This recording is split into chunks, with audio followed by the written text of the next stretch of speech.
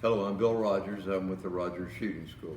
I'm here to briefly talk about our Rogers cleaning kit and also our chemical cleaning kit for cleaning firearms.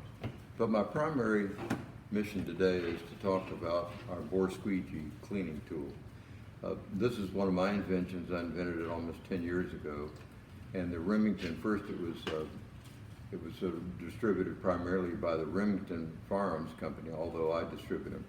But Remington now has gone into bankruptcy, and although they've sold millions of these, they will no longer be distributing this product. It will be distributed through the shooting school.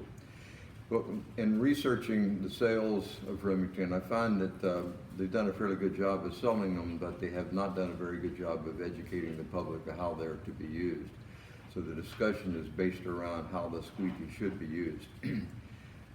There's a lot of misinformation out there, and some of the negative comments I see is because people just really didn't understand how the product was to be used. It is not meant to replace a brush, a bore cleaning brush, and it is certainly not meant to take and eliminate the need for some type of chemical bore compound.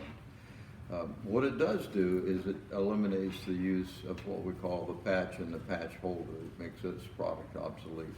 But let's discuss about the squeegee itself. It's made from a very durable urethane product, but it's very soft. It's oversized to the bore and also to the chamber of your weapon. It's designed to clean out the debris after the debris has been completely broken loose from the bore and the chamber of your weapon, and not before. I assure you, if you take a weapon that's been shot 500 rounds or more and it has visible debris or fouling inside of the bore of the chamber, that if you spray in some CLP and run this thing through it, you'll do two things. Number one, you will not clean the bore, and number two, you will destroy this product. Again, it's got to be soft enough to follow the fine lines of the lands and the grooves of the barrel to actually clean it. So what is important is that the first step is that you break loose all of the carbon and all of the residue, burnt powder residue, and also primarily your copper and lead fouling.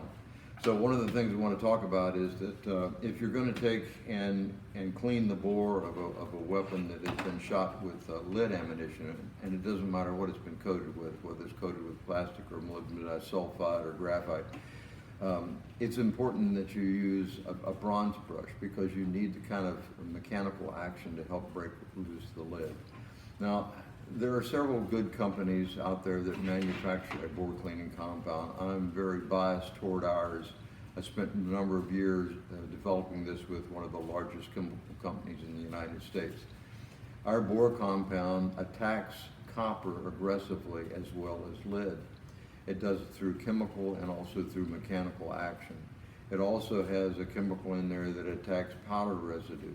So you liberally apply this to the bore of your weapon with a brush. And what you do is you scrub it as much as you can for a few minutes, and then you leave it for a period of time.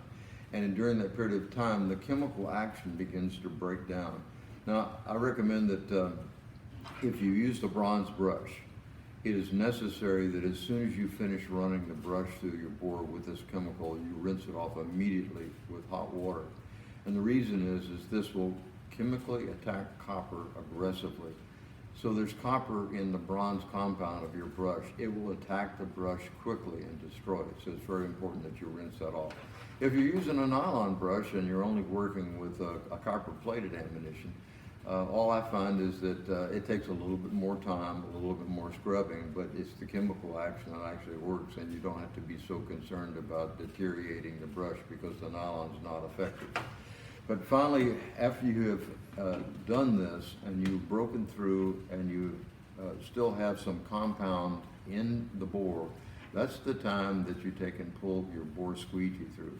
We want to pull it through only once, and you have to make sure that you still have a liberal amount of your compound, that you've broken it all loose. As you pull that through using our pull hand or whatever, you want to make sure that you look down through it and make sure that you don't see any fouling whatsoever. And then what I typically do is I take, whether it's a handgun or a rifle, I always apply a few drops of a very good lubricant, and I pull through the squeegee one more time.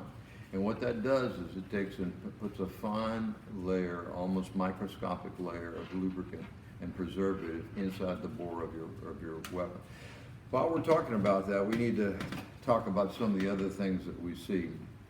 And if you run across companies that are selling a pull cable, you know, ours is a very stainless, a very nice polished stainless pull cable made out of 304 stainless. And the reason I mention that is that our competition sells a cable that's made out of galvanized steel, and they coat it with vinyl as they think that's going to help things.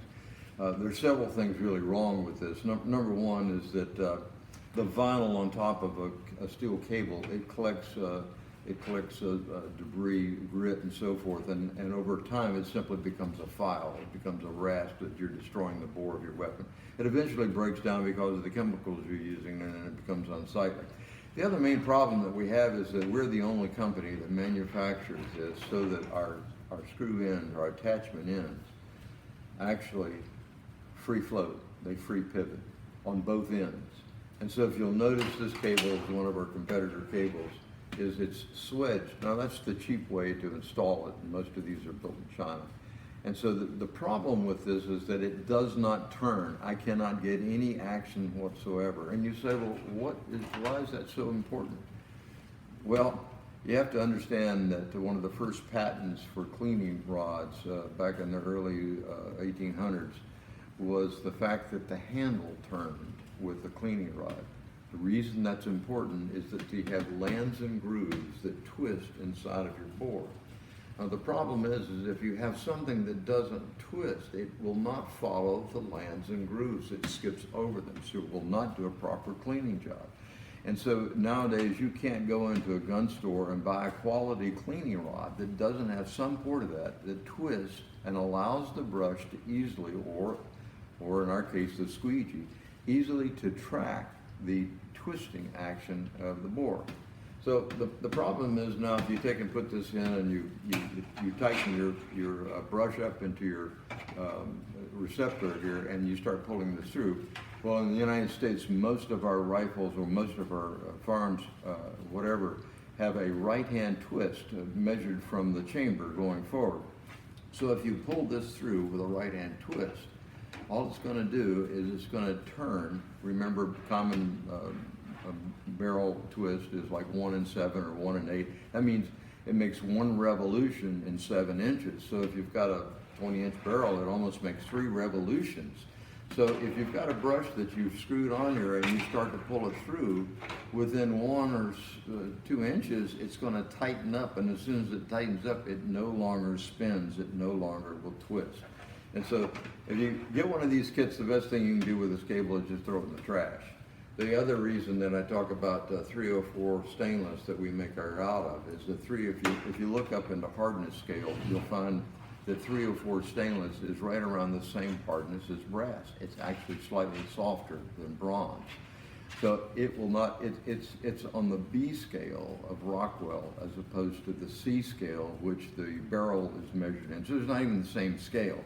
So people saying, I'd never pull that stainless cable through because it's going to damage the bore of my weapon. It'd be like saying I'm going to scratch the mirror with a bar of soap. It's not going to happen. So you don't want a coating on it. You want a nice polished stainless rod that you can, a cable that you can clean quickly. And it's got to have the ability to twist at either end. Now, for brushes, we do install in our kit, and the reason I mention our kit, we do install a small brass rod, and it's because it's easier to clean the receiver action of a rifle where the bolt is, and it's also easier to clean a barrel. We still use the squeegee, the cable, to pull it through, and people will say, well, it doesn't turn. Well, here's what we recommend, is that if you simply take and put your brush on until it's tightened, and then reverse it 1 full turn.